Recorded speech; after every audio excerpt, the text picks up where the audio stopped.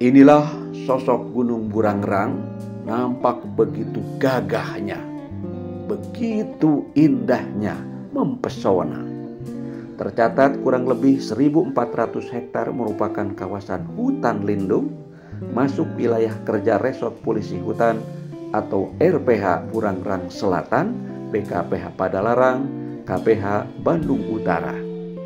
Adapun pengelolaannya sekitar 10%-nya dikerjasamakan dengan Lembaga Masyarakat Desa Hutan atau LMDH Padamaju dari Desa Cipadas 1, Kecamatan Cikalong Wetan, Kabupaten Bandung Barat dengan sistem PHBM, pengelolaan hutan bersama masyarakat dengan memanfaatkan lahan di bawah tegakan, yakni dengan jenis kopi Arabica.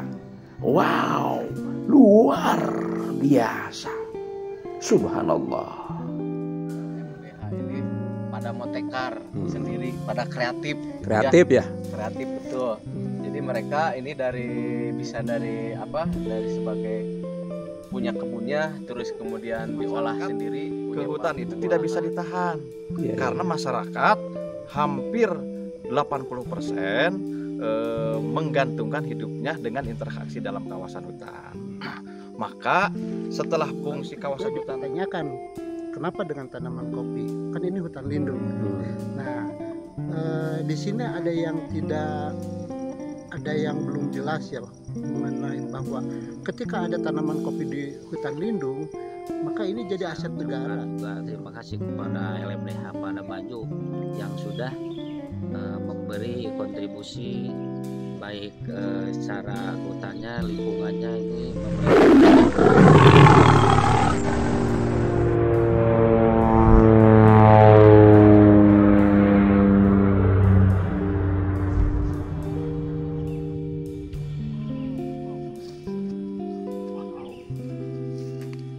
Assalamualaikum warahmatullahi wabarakatuh.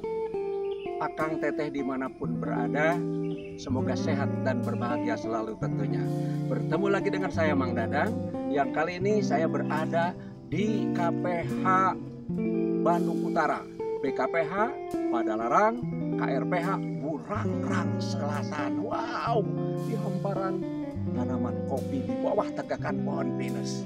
Mudah-mudahan ke depan kita akan selalu menjaga dan memelihara hutan segalanya bagi manusia. Dan ini adalah kolaborasi dengan sistem PHBM. Kita temui mereka yang berkepentingan, mulai dari Asper, petugas dari KPH Bandung Utara sendiri, serta pendamping masyarakat. Namun sebelumnya, klik like, subscribe, pijit loncengnya, serta komentarnya. Yuk, kita temui mereka. Perhutani sebagai badan usaha milik negara memiliki tugas dan wewenang untuk mengelola sumber daya hutan negara di Pulau Jawa secara lestari, peduli kepada kepentingan masyarakat dan lingkungan, seperti dikatakan Diki Sutisna Eshut, Kepala Subseksi Kemitraan Perhutani KPH Bandung Utara, sebagai berikut. Alhamdulillah secara umum perhutani khususnya KPH Bandung Utara telah bekerja sama dengan masyarakat, pemberdayaan masyarakat dengan cara memanfaatkan kawasan hutan, terutama di bawah tegakan seperti ini, bawah tegakan pinus bisa menanam kopi ya, dengan berbagai pembinaan kepada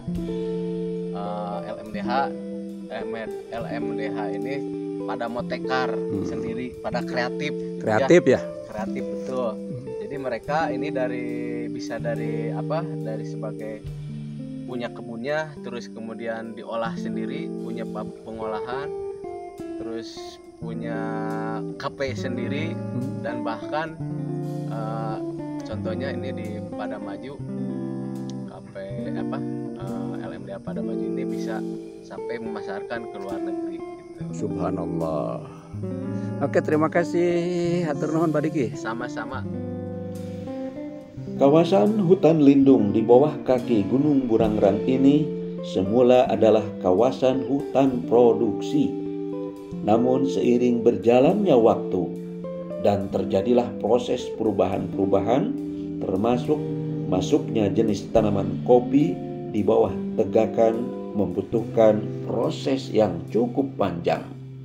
Seperti dikatakan oleh Asper KPKPH Padalarang, Ius Rustandi, dan tim pendamping masyarakat atau TPM KPH Bandung Utara, Dida, sebagai berikut.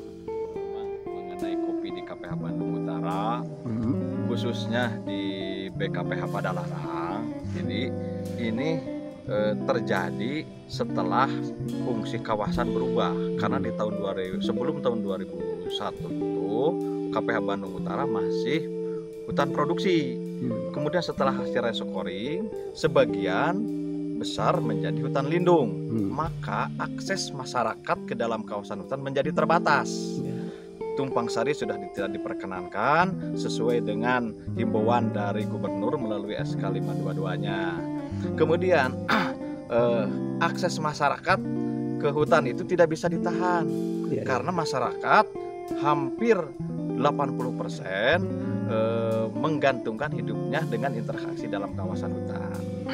Maka setelah fungsi kawasan hutan menjadi hutan lindung, akses masyarakat terbatas, hanya ada satu slot yang masih bisa dilakukan, yaitu melalui tanaman MPTS. Tanaman-tanaman MPTS pada saat itu yang bisa dilakukan di dalam kawasan hutan lindung karena tidak melakukan pengolahan tanah secara intensif. Tetapi sejalan dengan waktu, MPTS yang ditanam mulai dari nangka, alpukat, ada durian, ada pete, ada kopi, dengan seleksi alam yang mempunyai nilai ekonomis, nilai ekologi, ternyata kopi. Sehingga sampai saat ini kopilah yang menjadi primadona di PHBM untuk KPH Bandung Utara. Barangkali kronologis kopinya seperti dari awal, dan lebih jelasnya mungkin ada tambahan dari TPM Pak Dida. Oh ya. Terima kasih.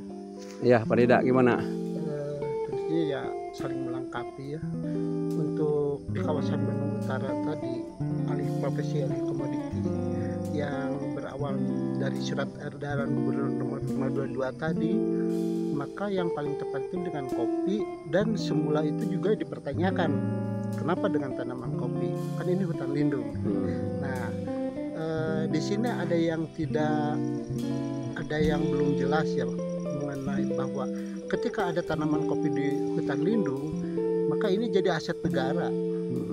Karena di dalamnya itu kan ada pajak, ada segala macam. Ya buktinya sekarang alhamdulillah kan seperti ini. Nah ini di dalam perkembangan seiring jalannya PHBM, pengelolaan hutan bersama masyarakat. Dan di sini Perum Perhutani melakukan kondisi kebersamaan dengan masyarakat itu dalam pemberdayaannya, yang mana dalam pemberdayaannya itu adalah harus wajib melakukan kebersamaan atau bekerja sama dengan masyarakat sesuai dengan Undang-Undang nomor 41 ya. Situ sangat wajib melibatkan masyarakat. Itu melalui sistem PHBM mungkin itu. Ya, sehingga yang artinya itu yang dikondisikan oleh Perhutani kopi itu konsepnya di dalam PHBM. Dan PHBM itu bagaimana caranya tidak mudah. Ketika ada tanaman kopi itu kan ada tadi ada segala macam itu ini segala macam yang ditanam. Nah, kembali di dalam PHBM itu bahwa kondisi tanaman masyarakat yang dikerjasamakan dengan di lahan hutan melalui perhutani, maka artinya tanaman yang memang hidup di bawah naungan. Satu, tidak merubah bentang alam. Dua, tidak merubah fungsi itu kondisi-kondisi hutan lindung. Nah seperti itu. Karena apa? Bandung Utara ini, Bandung lah Selatan, Bandung Utara. Di dalamnya itu kan ada KBU, kawasan Bandung Utara, ada CBU, Cekungan Bandung Utara.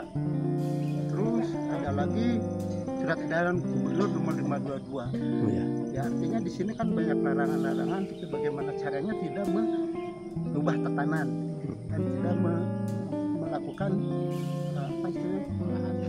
pengolahan tanah secara intensif. Dan di sini sudah dilakukan dengan yang terbaik barangkali ya?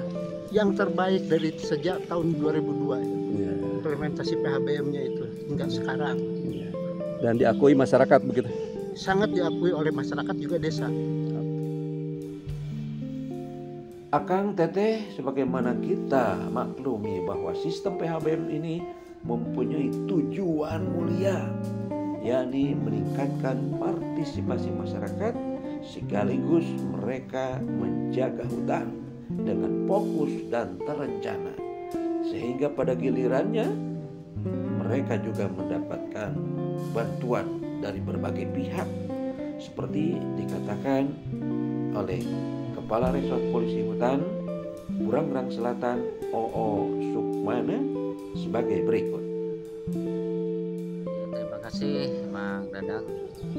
Jadi kebetulan di sini LMDH-nya masuk LMDH pada Maju, masuk desa Cipada 1, kecamatannya masuk Cikalong Wetan.